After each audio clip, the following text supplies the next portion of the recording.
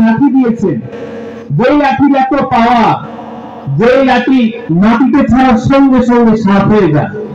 আবার এই লাঠি যখন তিনি সাগরের উপর বাড়ি মারে, সাগর ভেদ করে রাস্তা তৈরি হয়ে যায়। সুবহানাল্লাহ। এই লাঠি এমন পাওয়া, এই লাঠিতে মুসা আলাইহিস সালাতু ওয়াস সালাম তিনি গাছের পাতা পেড়ে ছাগলকে খাওয়াতেন। সুবহানাল্লাহ। মুসা আলাইহিস সালাতু ওয়াস সালাম তিনি পাথরের উপর আঘাত করলেন, আঘাত করার সঙ্গে সঙ্গে পাথর আপনার ফেটে গেল। ফেটে যাওয়ার পর মুসা আলাইহিস সালাতু ওয়াস সালাম আল্লাহকে ডাক দিয়ে বলে, আল্লাহ, পাথর তো পরিপূর্ণ ভাবে ফেটে নাই, ভেঙে নাই, আমি কি আবার বাড়ি মারবো? আল্লাহ পাক রব্বুল আলামিন বললেন, মুসা আবার বাড়ি মারো। আবার বাড়ি মারলেন, পাথরের পরিপূর্ণ ভাঙা রূপ এখনো দেখা যায় না। মুসা আলাইহিস সালাতু ওয়াস সালাম আবার আল্লাহকে ডাক দিয়ে বলেন, আল্লাহ, আমি কি পাথরের উপর আবার বাড়ি মারবো? আল্লাহ পাক বলেন, মুসা আবার বাড়ি মারো। যখন আবার বাড়ি মারা হলো, তখন পাথর ভেঙে গেল। দেখতে পেলেন সেই পাথরের কোনায় একটা সরষা পরিমাণ প্রাণী আল্লাহর জিকির করতেছে। আর জোরে বলতে দেয়, মুসা আলাইহিস সালাতু ওয়াস সালাম আল্লাহ পাকের পক্ষ থেকে প্রেরিত জলিল কদর নবী মুসা আলাইহিস সালাতু ওয়াস সালাম এবার ওই প্রাণীর মুখে তিনি শুনতে পেলেন, প্রাণী জিকির করতেছে, সুবহানাল্লাহি প্রশংসা ওই আল্লাহ যিনি আমাকে দেখেন, ওয়াসমাউ কালামি যিনি আমার কথা শুনেন, ওয়ায়ুসিউ রিজকি যিনি আমার রিজিক দেন, ওয়ায়াযকুরুনা ওয়া ইয়ানসানি যিনি আমাকে পাথরের ভিতরে রেখে আমাকে ভুলে যায় না।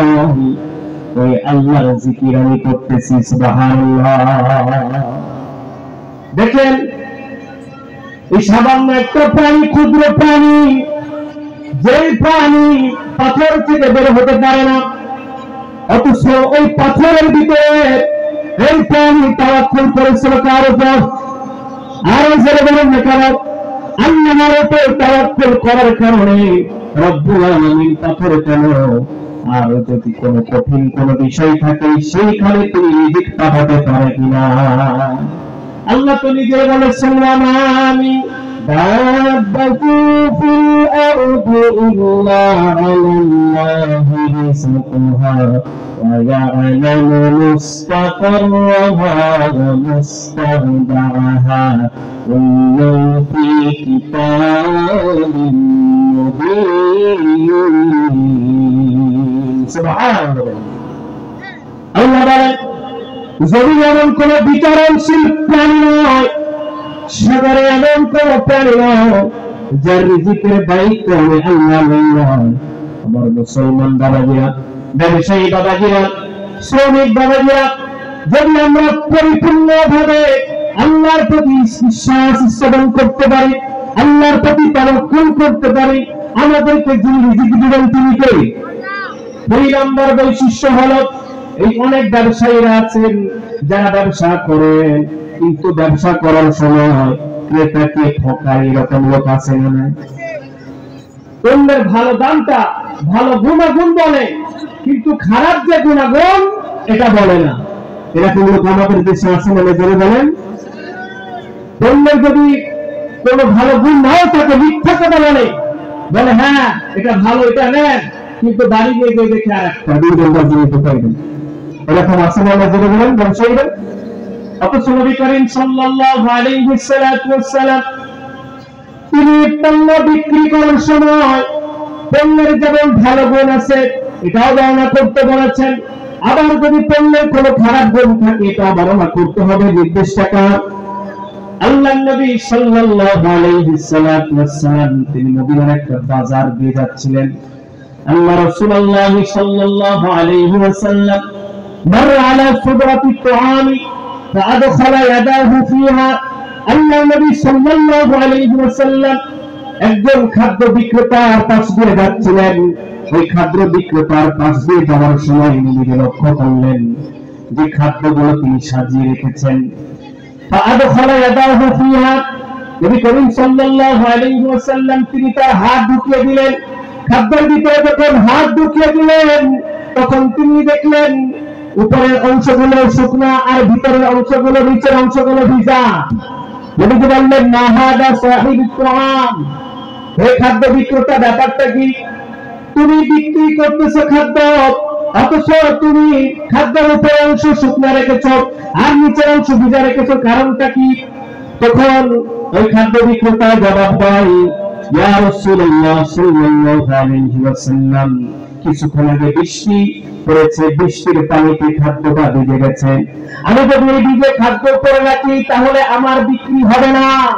আল্লাহর নবী বলেন না না, তুমি খাদ্যের ভিতরে ধরে ভেজাল দিতে পারো না।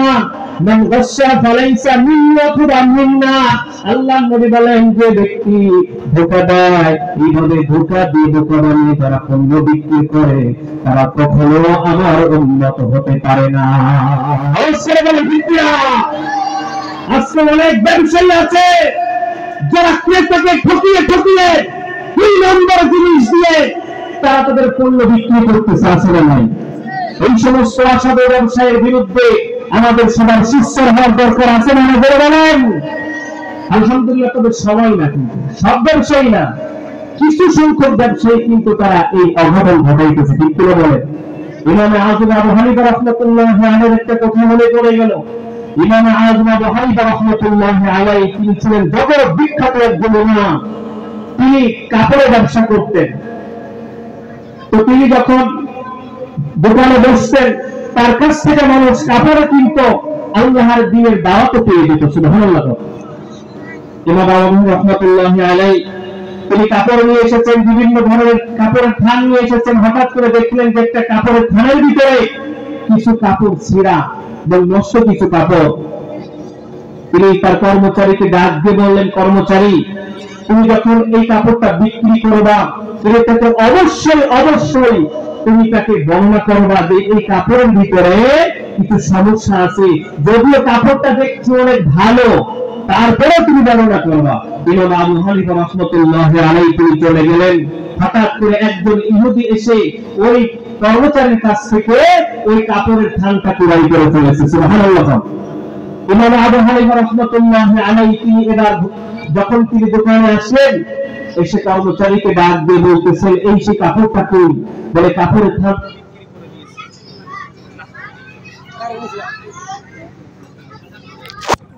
কারেন্ট তো যায় না।